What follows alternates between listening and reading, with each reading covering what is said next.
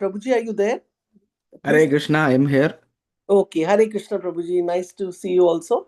So, please take over, Prabhuji. Thank you so much. Hare Krishna. Hare Krishna. Nama Om Vishnupadaya Krishna Prashtaya Bhutale Srimate Bhaktivedanta Swami Tinamine Namaste Saraswate Deve Gauravani Pracharine Nirvisesha Shunyavadi Pashyatya Deshatarine Om Namo Bhagavate Vasudevaya Om Namo Bhagavate Vasudevaya Om Namo Bhagavate Vasudevaya. So we are reading from Canto 8, Srimad Bhagavatam, Chapter 1. And we are almost near the end of the chapter. So we are on verse 30. Tatrapi yagye bhagavan harinyam harimedashaha harirityahrito yena gajendra mochito grahat.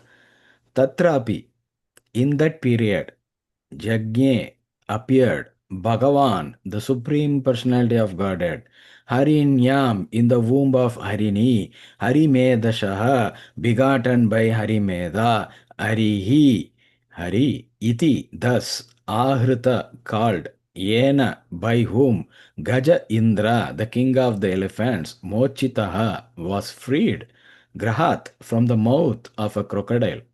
Translation. Also in this Manvantara, the Supreme Lord Vishnu took birth from the womb of Harini, the wife of Harimeda, and he was known as Hari. Hari saved his devotee Gajendra, the king of the elephants, from the mouth of a crocodile.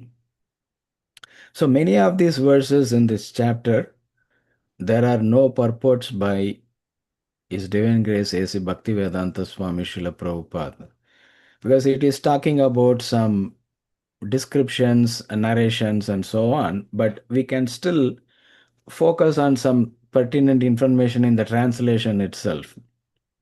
So, in this verse, it is talking about the Supreme Personality of Godhead appearing in the form and name as Hari. And this form of the Supreme Personality of Godhead saved Gajendra the elephant when it was attacked by the crocodile. Okay, so what is going on here? In the beginning of this chapter, Parikshit Maharaj asked, please describe the various manus. Because in one day of Brahma, one day consists of 12 hours of daytime and 12 hours of nighttime. So, in that 12-hour daytime of Brahma, 14 Manus come. Manus are like the kings or the leaders of the humanity. They live in the upper celestial regions. The first Manu was Swayambhuva Manu. Second Manu is Swarochisha Manu. Third Manu is Uttama Manu. Fourth Manu is Tamasa Manu. Like that, it goes on. And we come to the seventh Manu, Vaivasvata Manu. That is our time frame. We are in the ruling period of Vaivasvata Manu. And like that, there are seven more. So we are on the seventh Vaivasvata Manu, means we are almost at the noon point of Brahma's day. And then there will be seven more manus, and everything that daytime will be done. So this we are saying like 14 manus and 12-hour daytime of Brahma and so on, but it is not a small duration. That 12-hour daytime of Brahma is equal to 4.32 billion Earth years according to what humans face on the Earth planet. 4.32 billion years according to the human calculation on earth. That's a long period of time just for a 12-hour daytime period. And the same 4.32 billion years is the 12-hour nighttime period. And that completes only one day of Brahma, one full day, 24-hour period of Brahma. And then there are 30 days like that that constitutes a month. And then 12 months like that that constitutes a year. And in that way, Brahma's duration is 100 years. Imagine how vast it is. So this 12-hour daytime of Brahma, there are 14 Manus come and they rule for a certain period of time, and after that the next Manu comes and the Manu rules for a certain period of time, and so on. So that period is known as Manvantara. When Swayambhuva Manu first rules, then that's Swayambhuva Manvantara, and then the next Manu comes, and then that Manu's Manvantara, and like that 14 Manus rule. And each time a Manu comes in, a new Indra comes in, a new set of demigods come in, a new set of Saptarishis come in, all those things happen. And then once the next Manu comes in again, because all these Indra, Surya, Agni, all these are posts. A qualified Jivatma comes to that post. So that is what is going on. So now Parikshit Maharaj is asking Sukadev Goswami, please describe all the Manus and their um, children and all the events that happen. And when they are talking about that, there will be an avatar of the Supreme Lord coming in, and Parikshit Maharaj will jump in and say, "Okay, can you please describe more details of those pastimes of the Supreme Lord and why this happened this way, why that happened?" All those questions, and Sukadev Goswami will start answering. So here Sukadeva Goswami has narrated Swayambhuva Manu, and then he talked about Devahuti and Kapila and all those nice details.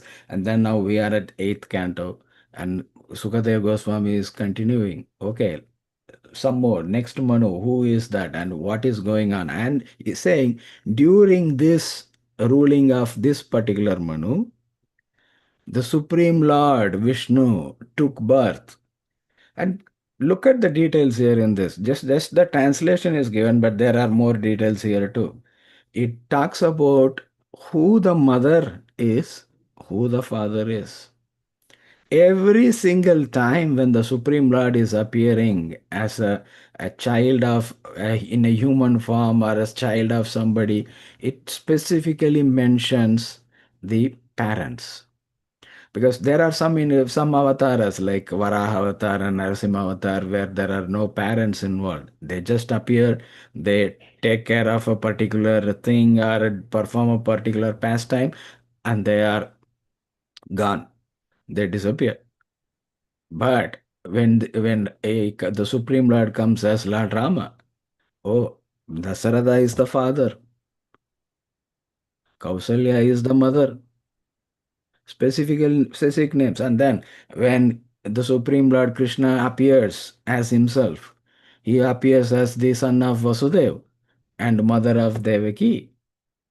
Again, the parent name of the father and mother is given. And the same Supreme Lord comes as Chaitanya Mahaprabhu. Again, the name of the father is given, Sri Jagannath Mishra. And the mother's name is given, Srimati Sachi Devi. So very specific. It's not like, okay, somebody okay, I declare myself as Bhagavan. So what? But it's not in the scriptures. It doesn't mention who he is, who the parents are, where he is born. All those details are given. And similarly, Kapila Dev came, Kardama Muni and Devahuti are the parents. So, like that, very specific details are given. And here, Sukadev Goswami is mentioning the Supreme Personality of Godhead appeared. And he took birth from the womb of Harini. And who is Harini? She is the wife of Harimeda. So Harimeda and Harini and their son is Hari, who is none other than the Supreme Personality of Godhead. And what did this Hari do? This is the personality, this specific avatar is the one that saved his devotee Gajendra from the mouth of a crocodile. Text 31. Shri Raja Uvacha Badarayana etatte Shrotum Ichamahe Vayam Hariryata Gajapatim Graha Grastam Amumuchat. Translation. King Parikshit said, My Lord, Badarayani, we wish to hear from you in detail how the king of the elephants, when attacked by a crocodile, was delivered by Hari. None of the information given in Srimad Bhagavatam is a filler material. Everything is there for a specific reason. It talks about some descriptions. We will also see later in this chapter and the next chapter, there will be descriptions of certain higher planetary systems. Why? Just because, okay, I have to just fill up some more pages, I will keep writing something. No, that is not the point. Everything that is mentioned is connected to the Supreme Lord, Krishna. The entire cosmic manifestation and all the material universes, and within one material universes, how diverse the arrangements are, how many planets and planetary systems are there within each material universe. So all these descriptions are given because it's that variegated. And we are just talking about a material universe. If this material universe is this variegated, then how variegated would be the spiritual world? Because yeah, Bhagavad Gita, Krishna says, right? uh, this material creation is just an upside down, perverted reflection of the spiritual world. So there is so much variety, and we are just in one. There are like millions and millions and millions and trillions of material universes, and we are existing in one material universe, and this one material universe has like innumerable planets, and out of all those planets we are living on one planet called Earth. And in Earth, there are so many continents, so many countries, and we are living in one country. And in that country, like that country is vast. There are so many states, so many cities, so many towns, so many villages, and we are living in one corner, in one city, in that vast country. And even in that city, there are so many roads, so many streets, so many homes. And out of so many streets, we live on one single street.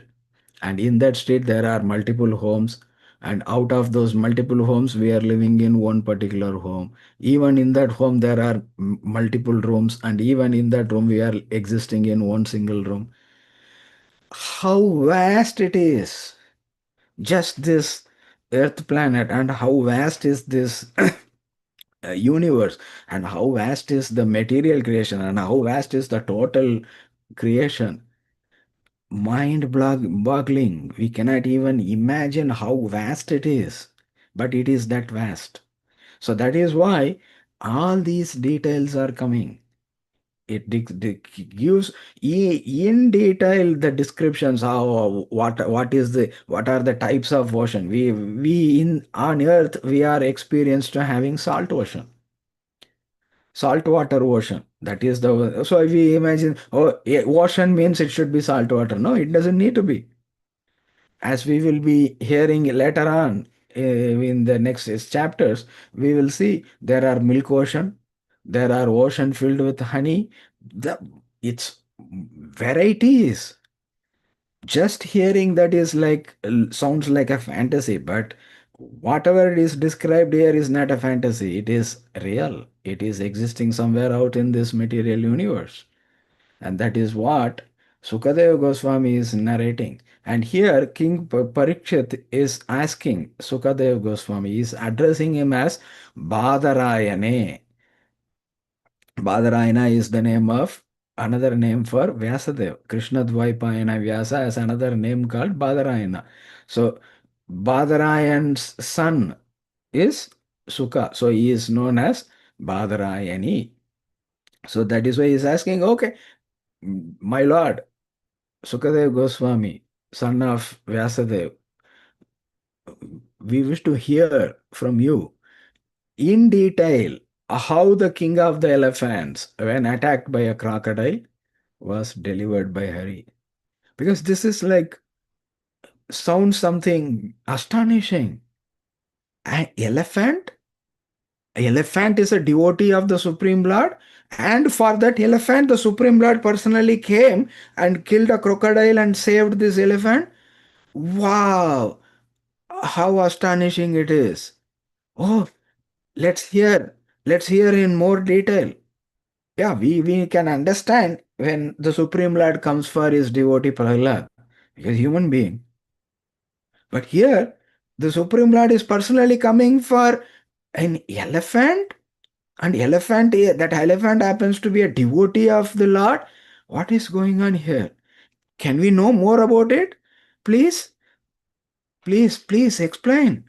So that is the eagerness and interest Parikshit Maharaj shows. So let's see what happens. Text 32. Tat katasu mahat punyam dhanyam swatyayanam shubham yatra yatra uttama shloko bhagavan giyate arihi. Translation. Any literature or narration in which the Supreme Personality of Godhead, Uttama Shloka, is described and glorified is certainly great, pure, glorious, auspicious, and all good. And there has been no purport so far.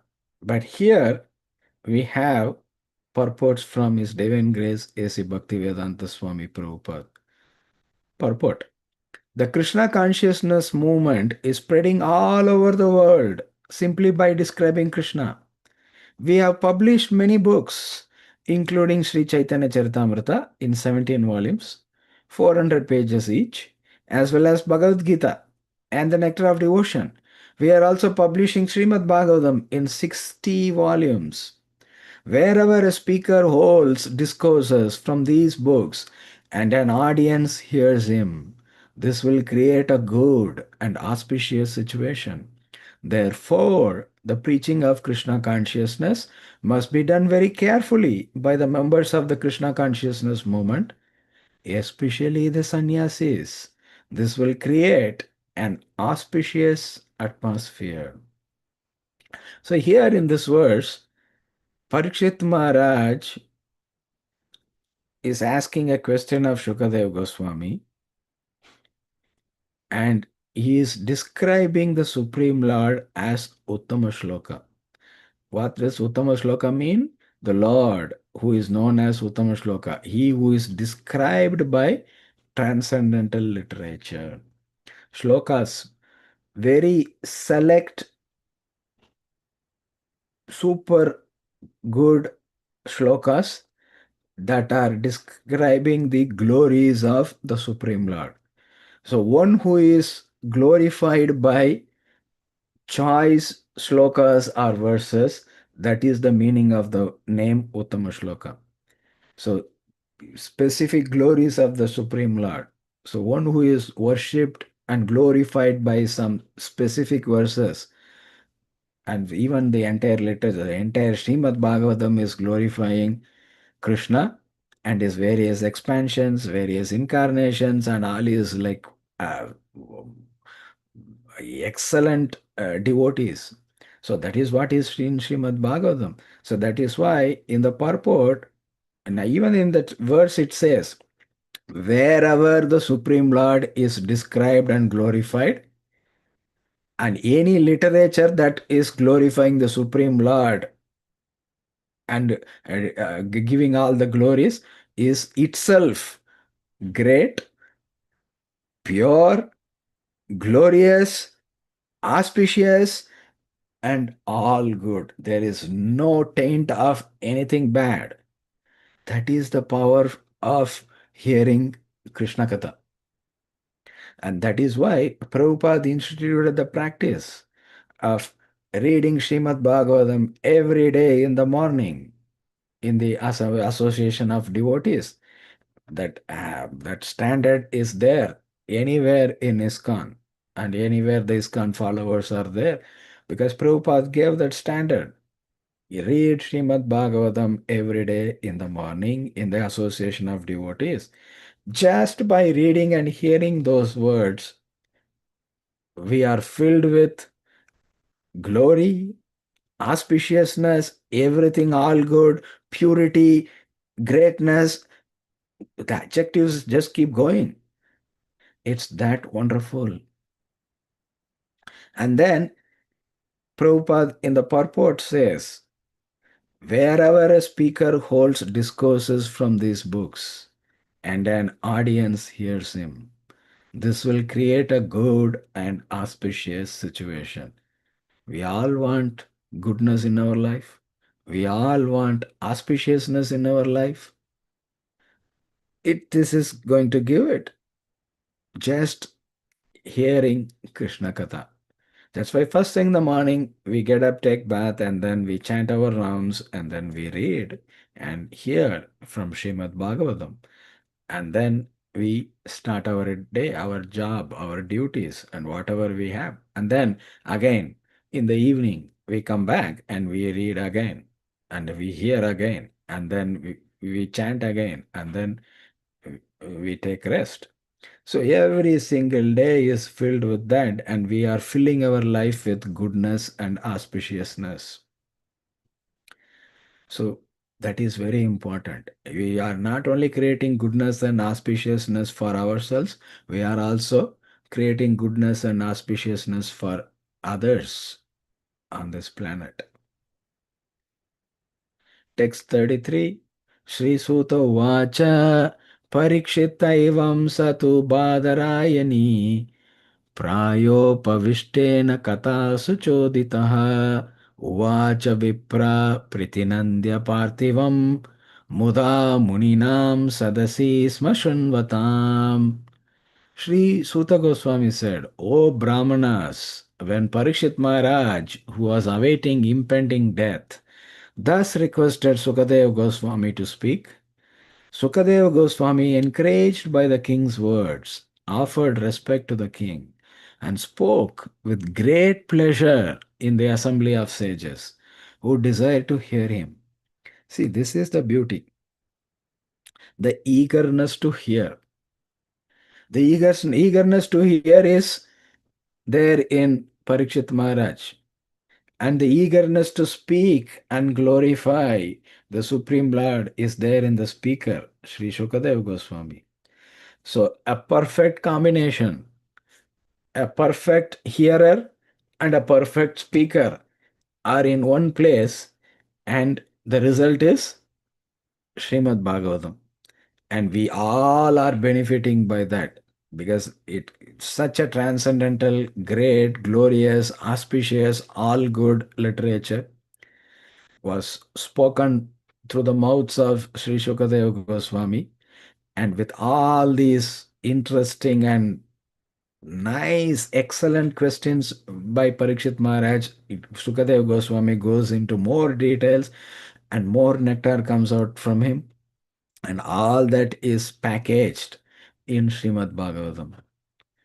And that auspiciousness and goodness comes into our life. And when we read and hear and discuss in the association of devotees, we break open that auspiciousness and greatness, and it spreads to everybody. So, what happened when Parikshit Maharaj asked this question? Sukadev Goswami is encouraged by the king's words. He is more eager, more enthusiastic, and more wanting to learn. And immediately, what does Srila Sukadev Goswami doing? He offered respect to the king. Oh, what a wonderful devotee you are. Oh, what a wonderful person you are. He's not just like uh, uh, um, scratching, you scratch my back, I scratch your back kind of a thing. He's not doing that. He sees the genuine eagerness and enthusiasm of Parikshit Maharaj, and I respect your eagerness and enthusiasm to hear Krishna Katha. Anybody who is sincerely and genuinely interested in hearing Krishna Katha deserves respect. That's what Srila Sukadeva Goswami is demonstrating by his behavior. Offered respect to the king. Oh, Parishit Maharaj, you are so wonderful. It's not a false appreciation, it's a genuine appreciation from the speaker of Bhagavatam. And then what happens? He started explaining or answering the question and giving the details that Parikshit Maharaj asked with great pleasure immediately, because it's like spiritual nectar, it's spiritual bliss. So immediately Sukadev Goswami is so enthused. Ah, let's go ahead, let's speak. So with great pleasure he is speaking. So that is important.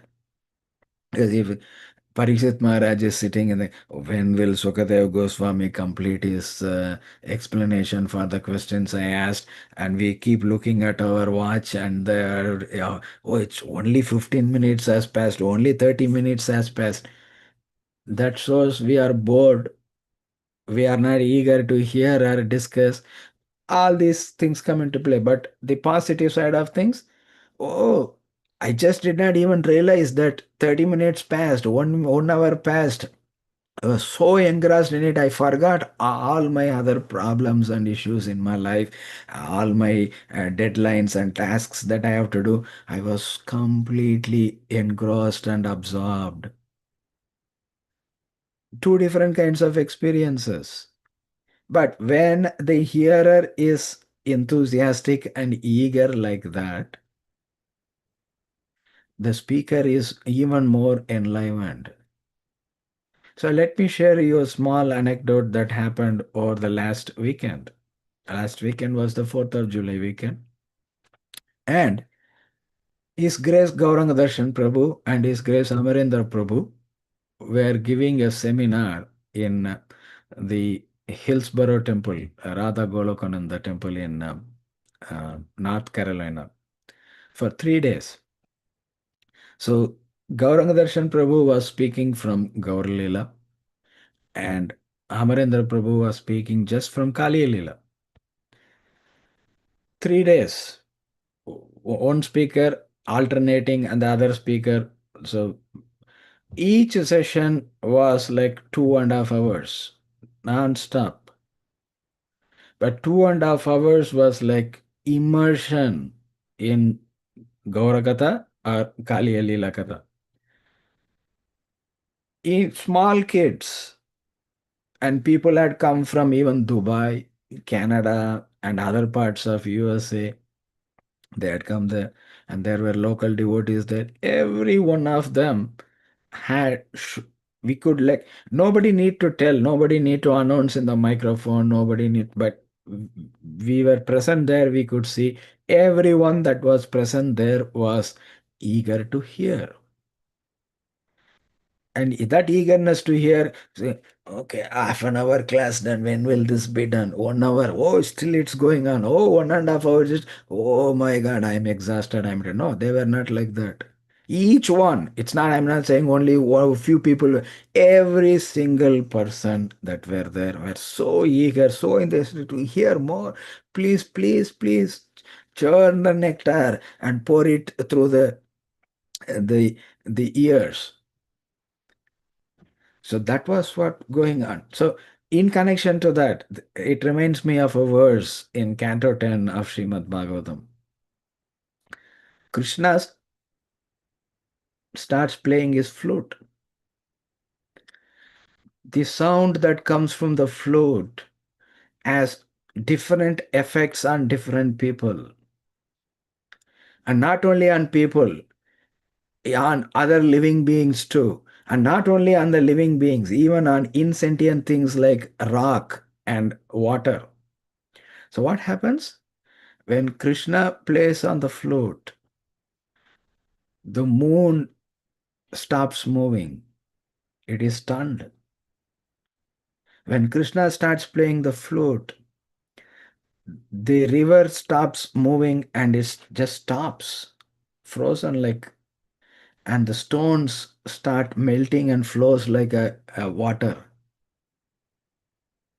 And the birds and the trees and the plants and the creepers, everything is jubilant and in ecstasy. And the cows, normally the ears are like flapping down, right? That is the position of the ears of the cows. It pricks up and opens wide to receive more nectar from Krishna's mouth through the flute sound. So they want to grab, so they big. So Bhagavatam says that in that verse, like vessels, the ears of the cows go big so that they can capture more of that nectar of Krishna's flute sound. So that is eagerness. So that was the eagerness that everyone who was present there in that, they could feel, oh, how eager every person is to sit for 2.5 hours, each class 2.5 hours, to open their ears wide like a big vessel and capture as much nectar as possible. So that is what Parikshit Maharaj also is doing there. And when the hearer is so receptive, attentive, and eager and enthusiastic, it enlivens the speaker. Because if the audience is like, "Ah, when this will done, when will this get over?" The speaker will say, okay, I have better things to do, and they will move on. There's no loss for them. The loss is only for us. So that's what we can hear, learn from Parikshit Maharaj. And when the speaker Sukadev Goswami was so enlivened, with great pleasure he starts speaking. And that is what is going to get transmitted to everybody that was sitting in that audience. Because he was relishing Krishna Katha, speaking. Krishna Katha is so relishable. Hearing Krishna Katha is so relishable. And when the audience is so enlivened and enthusiastic, so eager, it enlivens the speaker and the pleasure is increasing many times more. And that pleasure is going to be felt when Sukadev Goswami is going to start narrating the Gajendra pastimes and goes into all the details. We have to remember that he is speaking with great pleasure. He is, wonderful. Oh, just for an elephant, my worshipable Supreme Lord personally came and delivered him and saved him from the crocodile. Oh, how great he is. Oh, Sukadeva Goswami cannot contain his ecstasy and pleasure, and it spills out. And that is what is in this Srimad Bhagavatam.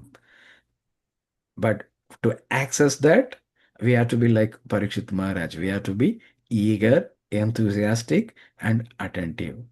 So when we keep those qualities in us, the pleasure and ecstasy that Sukadev Goswami is conveying through this Good narration morning, sir. will touch our Hello. heart. That is very, very important. So in the purport, Prabhupada doesn't write any purport, but he says, thus end the Bhaktivedanta purports of the 8th canto, 1st chapter of the Srimad Bhagavatam, entitled The Manus, Administrators of the Universe. So he's just describing that. And even in that, there is a mention of something directly connected to the Supreme Lord. Parikshit Maharaj pounces. Ah, can we hear more about that? What happened? Why it happened this way? Why? And he just churns the milk ocean and nectar comes out from the mouth of Sukadev Goswami. That is the beauty. So whenever there is a a speaker of Srimad Bhagavatam, whenever there is an one person or an audience to hear that Srimad Bhagavatam, it is all good, all auspicious, and filled with nectar. Let's relish that nectar. Let's relish that pleasure and ecstasy that Sri Sukadeva Goswami is feeling and is also giving to us when he is narrating all these pastimes. So let us be eager, enthusiastic, attentive, and we will be able to access that. So let's stop here and see if there is any discussion, questions, or comments like, oh, this touched my heart. Oh, this was so inspiring. So let's hear from the audience on the call today. Hare Krishna Prabhuji, thank you so much for the wonderful class and how you encouraged us to, hear the katha and take it as a nectar. So then, there's no time this thing to it. Like somebody was mentioning to me that in India, maybe Radhanath Maharaj he gives class for he's fasting also some auspicious day and for 4 hours, and the audience there don't come to know how much time has passed. So, His Holiness Radhanath Maharaj ki jai. Yeah. One addition to that, Yes. Maharaj will say, well, you might all have heard that, right? Should I go on? Shall we continue? And everybody will say Hari Bol, and then Maharaj will speak for another 45 minutes, 1 hour. And then he'll say, okay, should I stop? Should I continue? And then again, devotees will go Hari Bol, and then it keeps going on and on and on. Yes, yes. I had heard about this, and one time then when Maharaj said that oh, we have to have prasadam also. Otherwise, everybody is enjoying the nectar only. So I would like to ask actually, anybody else has any question, comments for Prabhuji? So please go ahead. Thank you so much for the wonderful class, Prabhuji. Hare Krishna. Hare Krishna. Thank you very much for taking your time. I know you're very busy. I know you many, many years, and you always bring so much good information. And I, I, and you took time to going to New North Carolina. I realized one thing, I realized we are so lucky that people, all the good speakers are coming in summertime over here. Hmm. We don't have to go all over place. We Yeah. just have to take little time.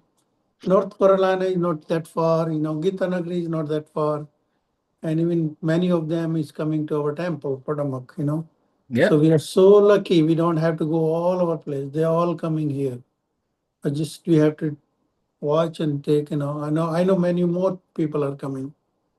So very good. And giving your company is very nice. Yeah. Everything you said, I heard and it's very nice. I always look forward for your class. Thank you. Hare Thank Krishna. you. Thank you for your kind words and a very important point you made.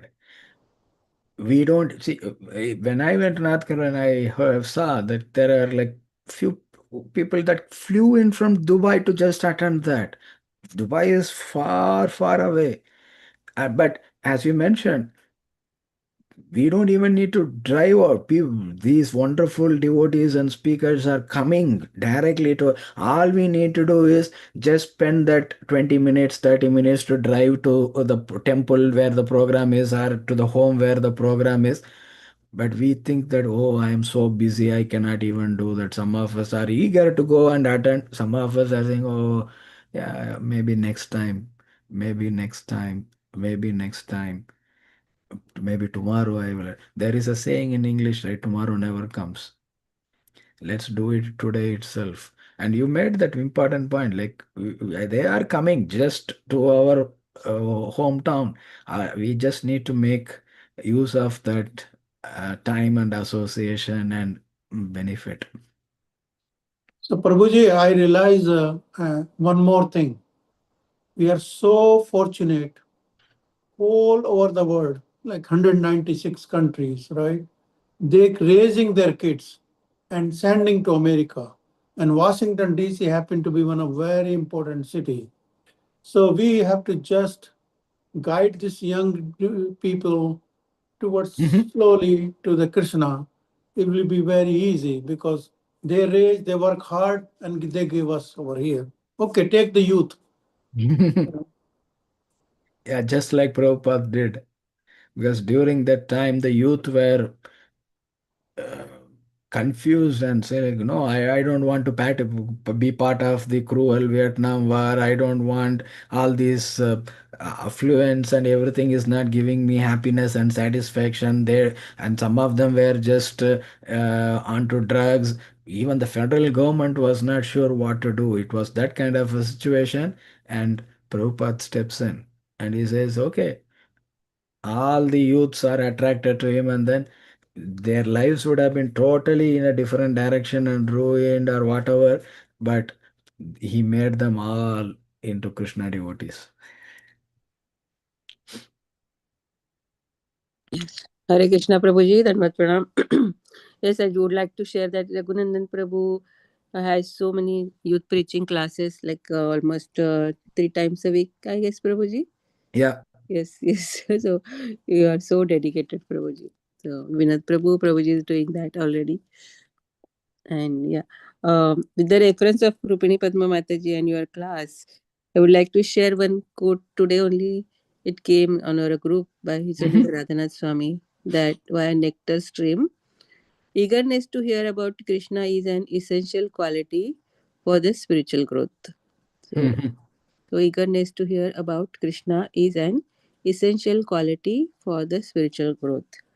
I think so Haribol. was yeah, so quote by Radhanath Swami today. So it was so relevant to our class today, Prabhuji. So thank you so much for your nectar class. After a long time, we heard you finally. And yeah, if anybody has any question or comment, please go ahead. Hare Krishna, Prabhuji. Hare Krishna Prabhuji, thank you so much for this beautiful class with so much of enthusiasm and passion you spoke, about Gajendra and everything. Thank you so much, Prabhuji. And I had a question, Prabhuji, if all the other devotees don't mind bearing with me because I'm repeating the question. Mhm. And it's not concerning the class, but I'm just a little, I'm not satisfied, or I haven't, I think I'm still curious. I wanted to ask you was that, do we come with the same souls who are very close to us again and again in rebirth? It's possible that can happen too. But that is not the only way it happens. It's not like automatic. It's not an autopilot. Okay, I finish this lifetime and then the next lifetime I have all the souls that I associated with that I'm close with this lifetime. It doesn't. If that desire or that relationship is so strong and intense, and I want to carry that, and if Krishna sanctions and fulfills it, that soul might come into our life in the next lifetime too. But most of the times, these scriptures mention and also Bhagavatam mentions, just like the straws on a river, because of the swirling current, some of the straws are brought together, some of the straws are like uh, taken apart and drifting away from one another, and it brings us together with some other stars and takes us apart. Things like that happen too, so it's very dynamic and fluid. So, Prabhuji, then how do we clear our debts with that person, karmic debts? Krishna knows. Okay, he has the technology on how that can be done. He will. It doesn't mean that it has to be done only with that person, right? So it can be done through another person as well. So basically, it's like an accounting book that is getting balanced. So that also happens. I'm not saying it happens only that way, but it also can happen that way. Thank you, Prabhuji. Hare Krishna. Hare Krishna, you always have like sound very eager and enthusiastic. Yeah, thank you, Prabhuji. Please continue that way. Thank you, Prabhuji. Hare Krishna. Hare Krishna. Hmm.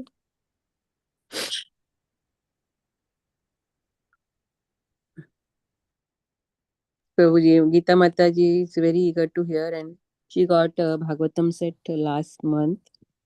So, and we are going. She's going to start reading now. So, Hari Bol. Hari Bol, Hari Bol, Hari Bol. Hari Bol, Hari Bol. Hari Bol. Having Srimad Bhagavatam set, the full set in a home is like having a deity of Krishna in our home. There's no difference. So please take care of Krishna in a nice way. Taking care of Krishna means here we can even offer arati. That's okay. But more importantly, we have to pick up that book and keep reading every single day. That's how we are serving that form of Krishna, because Krishna has come to our home. Thank you, Prabhuji. Hare Krishna. So I specifically stopped at 30 minutes because I thought I would give more time for people to speak, share their realizations, or ask questions.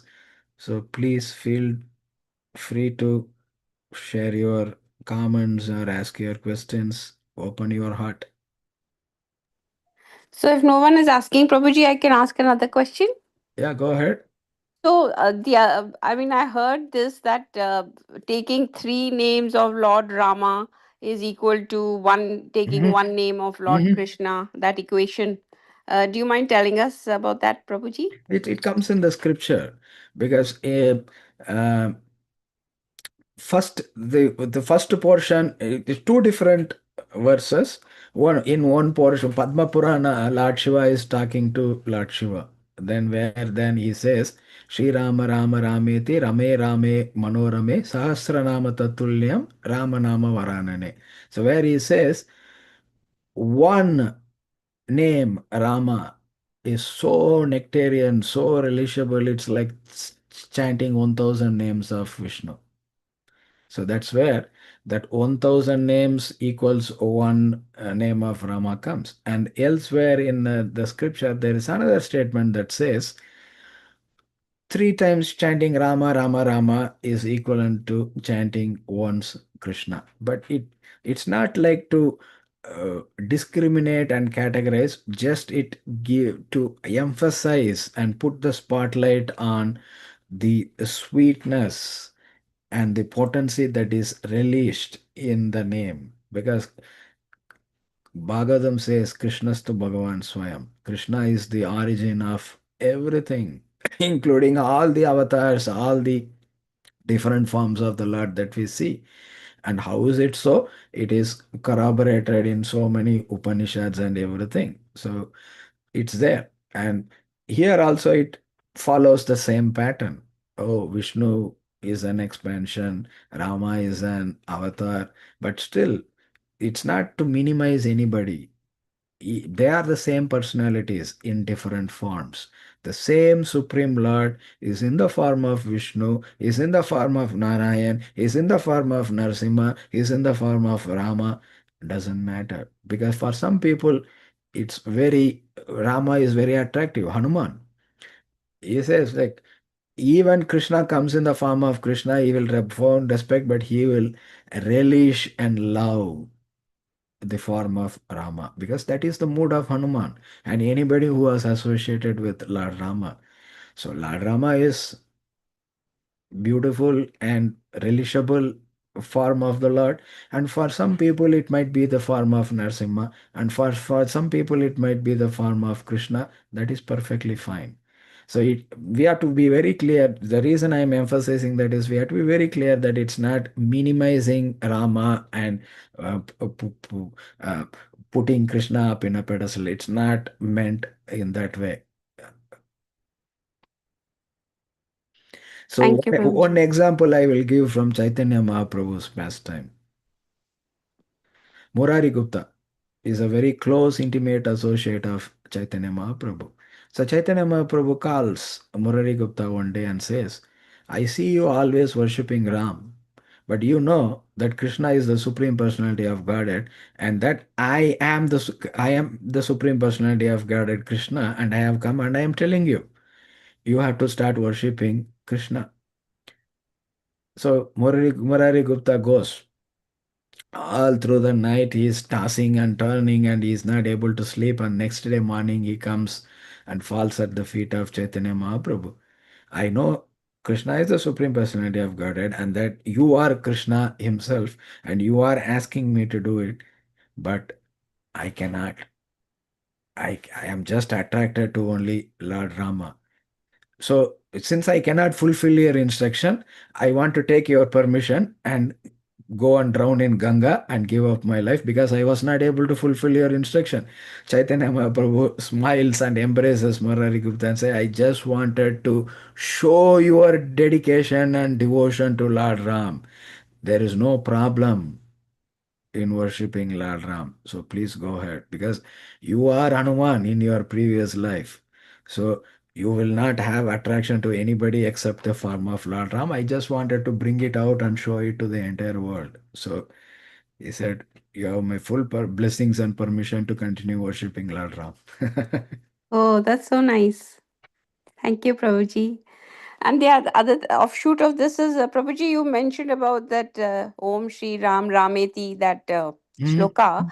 I had heard that Parvati ji sang when she was doing Ekadashi fast, or something like that, that she couldn't do the whole Vishnu Sahasranama. So they said that this shloka is good enough for the whole. She had, because Shivji was waiting for her to eat his meal, and she was taking so long. So he said, you just do this and you come for the meal. It could be, the details could be that, but the narration that happens in Padma Puran is Lord Shiva because he's saying Sri Rama, Rama iti. Rame, that Rame is Parvati. Shiva is addressing Parvati as Rame. And then he says Rame, the name Rama, Manorame, gives so much pleasure. So how beautiful it is. Sri Rama, Ramayati, Rame, Rame, Manorame. It gives all the same word with different meanings and different derivatives of the words. Just a beautiful words. That is the beauty of Lord Shiva's poetry. Um, So Thank Hare you, Krishna, Prabhuji. Hare Krishna. Hare Hare Krishna. Krishna Prabhuji. This is the Yes. same time Chaitanya Mahaprabhu showed his Chhat Puja avatar, right? No, no. Shadbhuta Avatar was shown to Sarvabhauma Bhattacharya. Acha. Hari Hare Bol. Krishna. Thank you, Prabhuji. Sorry, Vinod Prabhu. Please go ahead. So since we talking Lord Ram today, so we all know Steve Jobs, right? And we all know Neem Karoli Baba. So what I heard, Steve Jobs went to Neem Karoli Baba, and Neem Karoli Baba give him some blessing, and then bite the apple, and that become a logo, and that becomes such a big company. But Neem Karoli Baba was a devotee of Hanuman, Lord Hanuman, right? And Hanuman is, we all know, servant of Lord Ram. So I always wonder when Neem Karoli Baba has so much power, who is a devotee of Hanuman, and Hanumanji says to Ram, Lord Ram, I'm nothing, I'm just a monkey, I'm just, because of all your mercy, I'm doing all this thing. So how much power Lord Ram has, if you think that. Yeah. Hanuman any moment he doesn't think, oh, I am so powerful. He just always says, Rama, because of you and your blessings, I am able to do all these things. So that is one valuable principle and lesson that we all can cultivate in our life and also in our bhakti. Because otherwise we will start thinking that I am so great and we will get so proud. Oh, I am able to do this. The other devotee is not able to do it. This devotee is not, but I am so great. I am so great.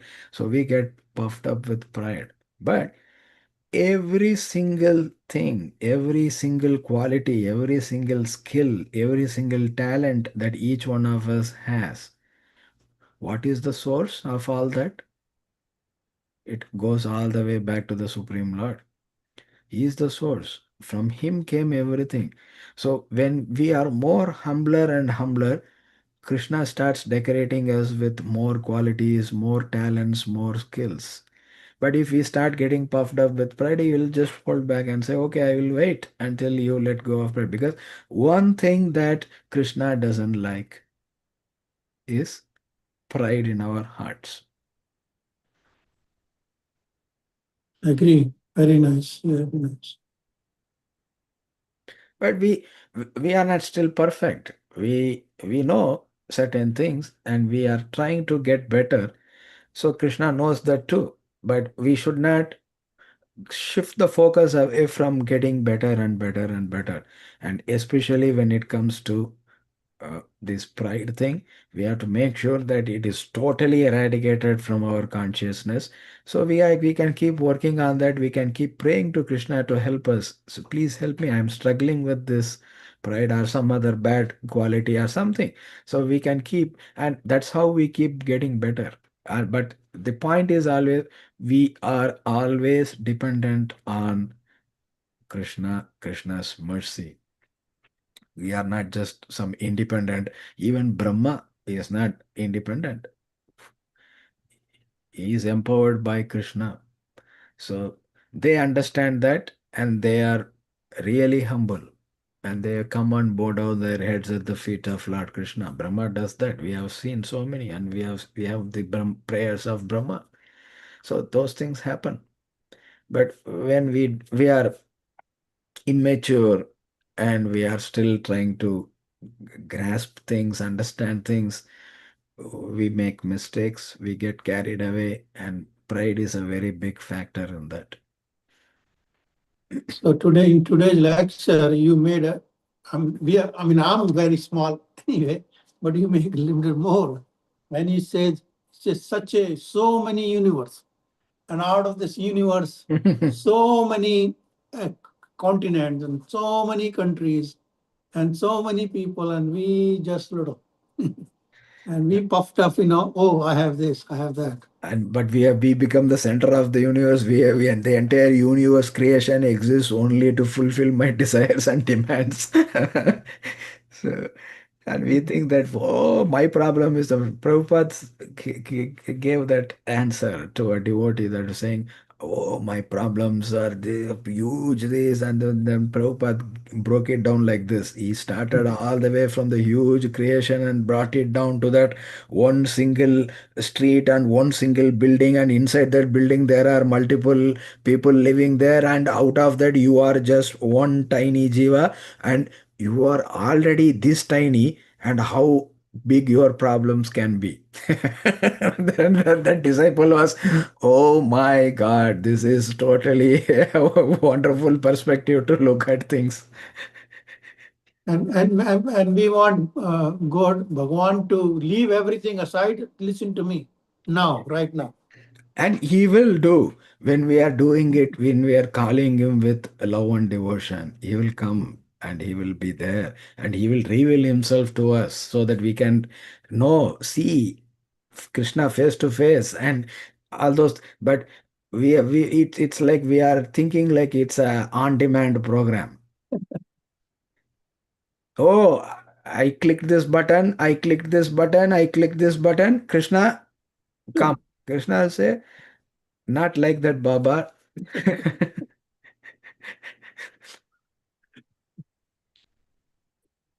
Yeah, interesting how we behave. Very nice. Anybody else?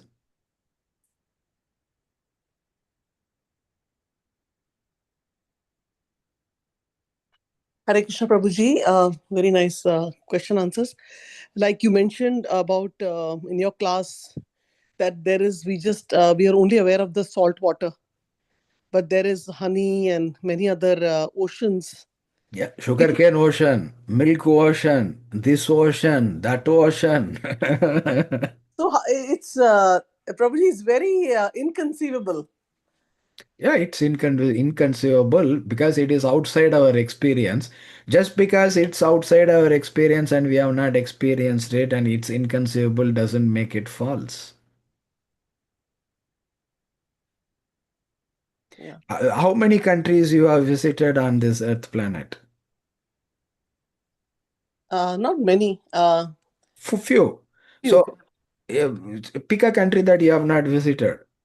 Give me an example of a country that you have not visited before. Like I've not visited Australia. Okay. So we do not. So from my experience, I have not visited Australia. I have not experienced Australia. I do not know anything about Australia. But somebody in this group or somebody in your friend circle has gone to Australia and they are coming and describing, oh, in Australia things are like this, in Australia things are like they do it like this there. So it is beyond our experience. We have not experienced it. It is some inconceivable because we have not experienced. I just trust because I trust that person who is narrating it. Then we get it. Oh, it happens. Oh, it is there. Oh, so this is just an Earth planet, so we have at least a fair sense of how things are.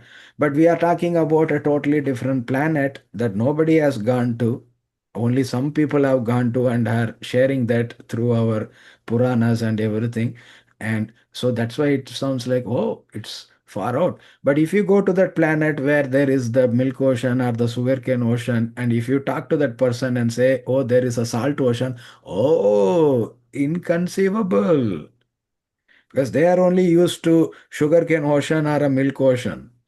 For them, a salt ocean is out of this world description and inconceivable description. But for us, salt ocean is just ordinary because we were right from birth, we are used to seeing it, hearing about it. So it seems normal. And this one seems outwardly and fantasy kind of a thing, but it's not fantasy, it's not myth, it is fact. So, Prabhuji, like in worship, when they do the deities Abhishek, they use these ingredients they're talking about. They use milk, they use Mhm. honey. So, are all these having these things that we use for the deities Abhishek? Like you mentioned, two items are used, like honey and milk. Milk, yogurt, So, multiple so, juices. so which other? I mean, of course, yogurt is coming from milk. Which other oceans? Is there a list of oceans mentioned in the Bhagavatam? Yeah, when it describes about various different planets, it goes into all these. Some planets are filled with sugarcane juice, some from the ocean of sugarcane juice, some with milk, some with this, some with that. So there are descriptions in, especially in the fifth canto, when all the various cosmos descriptions come, various planets are described. It goes into all those details. It it's astonishing to read and hear about that, and it seems Also, even people, just like in the salt ocean, we all are staying here, but even there are people staying there also. yeah. Prabhupada categorically states that based on scriptures, there are life forms everywhere. So let me give you an example to understand that. Maybe that makes it breaks it down in a simpler manner. We are living on Earth, and human beings are living beings that can exist only on land. They cannot live on air, they cannot live underwater because we cannot survive. Because we can breathe oxygen as it is available in the air only when we are in land. But there are other that so just because my experience is when I can exist only like that, it doesn't mean that there are not other living beings that can exist in water. Correct? Yes. we see we see fishes and other aquatics that can live underwater, and they have a body and a mechanism for them to live and breathe in that condition. Hmm. So similarly, to extend that same logic, we can even in this earth planet there are some viruses that can exist in extreme cold condition. Extreme, I'm talking about like several degrees minus Fahrenheit. And there are certain viruses that can live in extreme fire and heat. It will not get killed.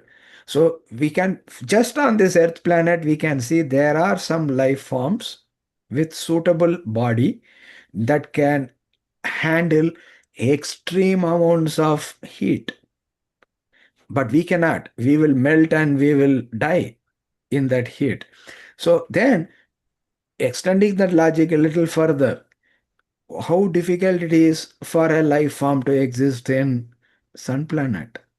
Oh, in this form, body form that I am experienced with in Earth, we cannot do that. But there will be a different kind of a body where a living being can survive even in that extreme temperatures of sun planet and extreme cold environments of moon planet, and there are so many other planets as well. That's why it is immature to say that life cannot exist in other planet. Yeah, life cannot exist in other planet in the way I have experienced it in Earth. But there could be other forms of body that is suitable for living in those different planets, is what we get from our scriptures.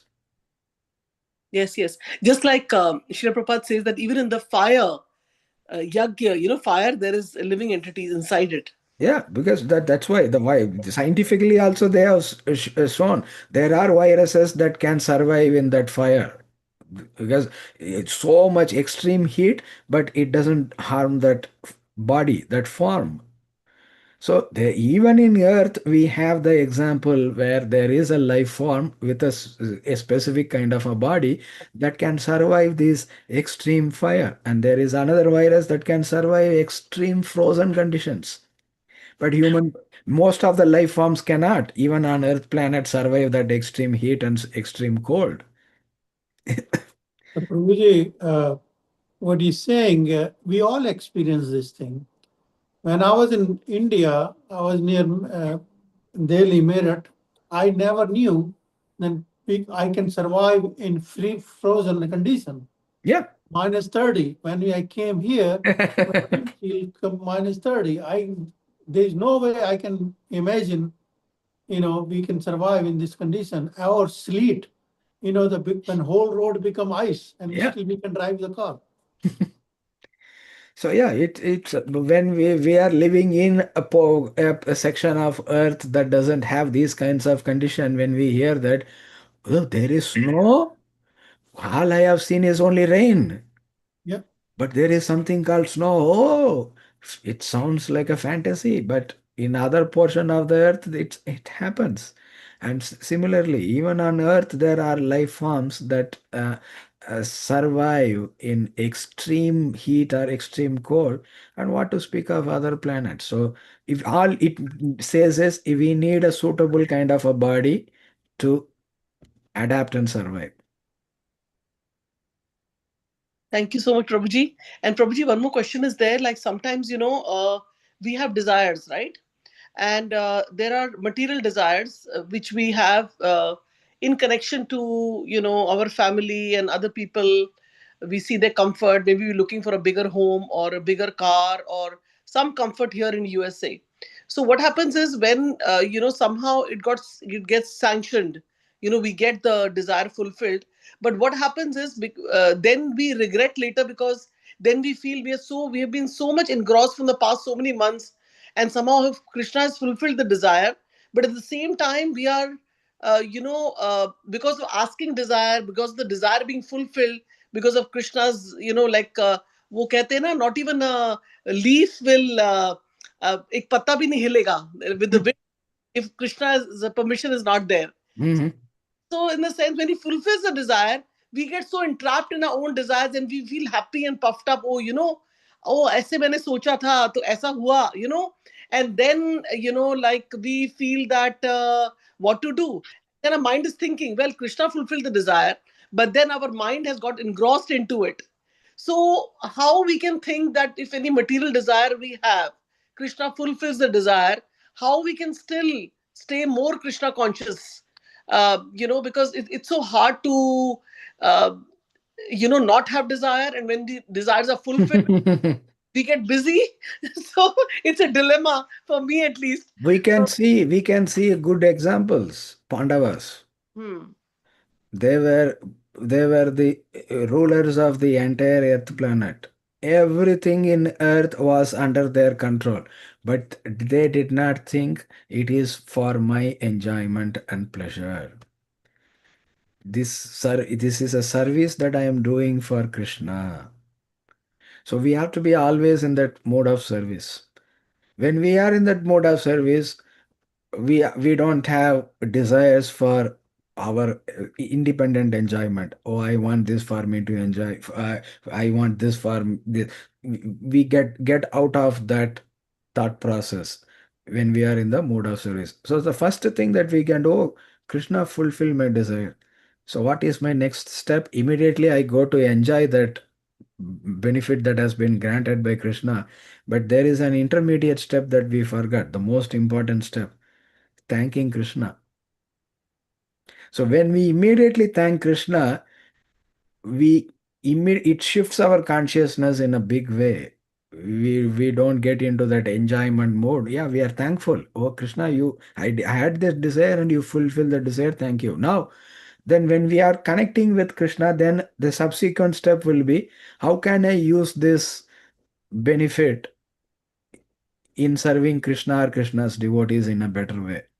So we'll start thinking. So if I want a bigger home, okay, bigger home, then I can serve more devotees. I can bring more devotees into my home and have home programs. So we go in that direction rather than enjoying. Oh, see, I desired Krishna fulfilled and I am enjoying this bigger home. Rather than going down that path, we are going on a different path because we started out with gratitude, thanking Krishna. And then how can I use this in service to Krishna and his devotees? So always being in that service mode, humble mode of service is the key. Thank you so much, Prabhuji. Very true. Because, after all, we might think, oh, like you said, oh, let me enjoy. But, हम लोग बार बार मार खाते हैं. There is no enjoyment without Krishna. Yeah. Bottom line is that. But still we want to think, no, let us enjoy. Let us enjoy, and then we think that, oh, I am entitled to it. Oh, then we start demanding, oh, I need this. Krishna, fulfill it. If Krishna doesn't fulfill it, I will leave Krishna and go to somebody else who can fulfill it. Yes. Do. Like Bhakti Charu Bharat said one thing when he's not here with us, but he mentions that 4 regulations, chanting, and the 5th one is that I will never leave ISKCON. So once you're doing that, going to someone else means actually you're leaving ISKCON. Never leave Srila Prabhupada, never leave ISKCON. So Yep. just remember that. Thank you so much, Prabhuji. My Danat Pranam to you, Shri Prabhupada ki jai, Guru Maharaj ki jai. And it's a wonderful class. And like Mataji, I think you came after a little gap. So I wish we could at least, come more like once. No, the reason for that gap was the June slot was all filled up. So Oh, I did not have any slot in the month of June. So then, okay, I said, okay, July, I am giving 2 classes, and August, I am giving 2 classes. So wherever possible, we will, going forward, I will try to fill up the slots as soon as you send me the. yes, Prabhuji, definitely. And also, what I will do is there are few speakers like you who have said, "Oh, to full ho gaya." So I made a separate list, so I will send them earlier. The when there is it's empty the schedule. So then you pick it up, Prabhuji. I'll wait for you like 24 hours or maybe 1 or 2 days, and then I expect you to take, and then we will move forward with the other. Yeah, that works for me. Who are okay with not giving class also if they're but it's your desire and we want to hear. So Krishna is fulfilling our desires. Yeah, thank you so much, Prabhuji. Hare Krishna. Hare Krishna. Hare Krishna, Prabhu, I have a question. So we have an ocean of salt, and I had heard that whatever the ocean is, that is the adjusting ingredient needed to adjust food. Is that true? That means like if obviously if our food is off, we have to use salt to adjust it. That mean is first of all, is that true? No, that holds true for this Earth planet. We Everything that we are born in this planet, and we are given a body that is suitable to live on this planet. So everything else, the air we breathe, the food we eat, everything is based on this Earth planet. So that is how this ecosystem is made for these living beings to come and get a specific kind of a body and live in this kind of an habitat or environment. Okay, that's fine. At the same time, we have to also see there is a mention in Bhagavatam, and Prabhupada also brings it out very beautifully in his Light of the Bhagavatam. Water, if pure water just by itself, if it is left open in the environment, it gets bad and contaminated. But salt water doesn't become like that.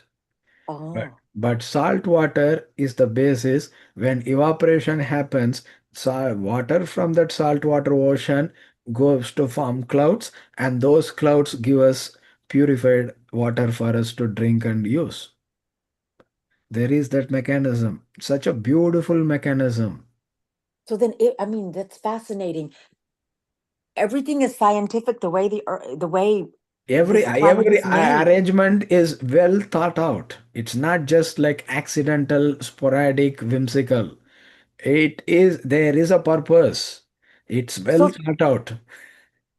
So then, on those planets, like a planet that has an ocean of milk or an ocean of sugarcane juice, then that would be so then there's a scientific reason behind that Yeah, perhaps the we kind don't of know. body that the living beings living in that planet is adapted to that. Those seem like those would be higher elevation. I mean, higher planets in the high. Yeah, it's a planet, or it could be even on another dimension as well. So these are all things beyond our mind's comprehension. But Puranas give that information just to give how much variety and diversity is out there in the creation, in the material creation. And imagine the kind of variety and diversity that must be there in the spiritual world. It's not like homogeneous, everything is one, everything is bland. No, so much variety and so much diversity in Krishna's, because Krishna likes diversity, Krishna likes variety. And that's why each one of us individuals, we are individual. You are not like me, I'm not like you, we are not like anybody on this call or anybody in this creation. We bring our own individuality. And that is part of that variety and diversity thing. Krishna likes variety. So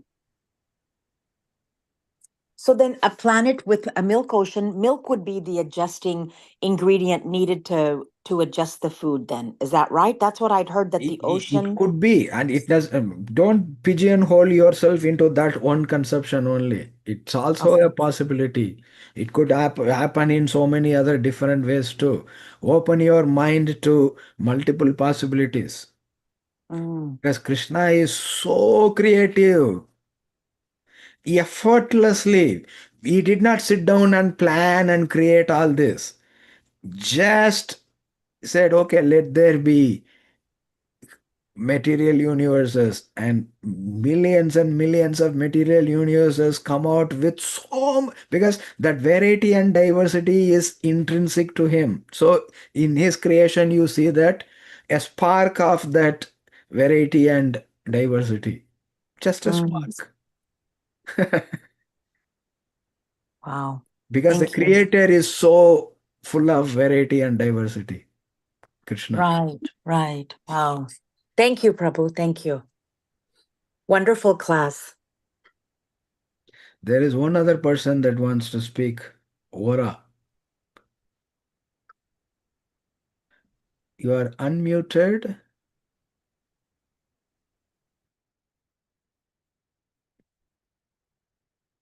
Okay.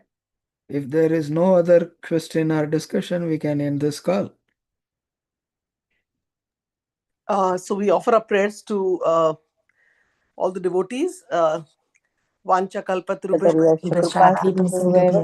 पतितानां पावनेभ्यो वैष्णवेभ्यो नमः अनंतकोटि वैष्णव की जय। नमः हरदास ठाकुर की जय। शिला प्रभुपाद की जय। ग्रंथराज श्रीमद् भागवतम की जय। श्री रघुनंदन दास प्रभु की जय। Thank you so much, Prabhuji. Thank you, Prabhuji. Hare Krishna.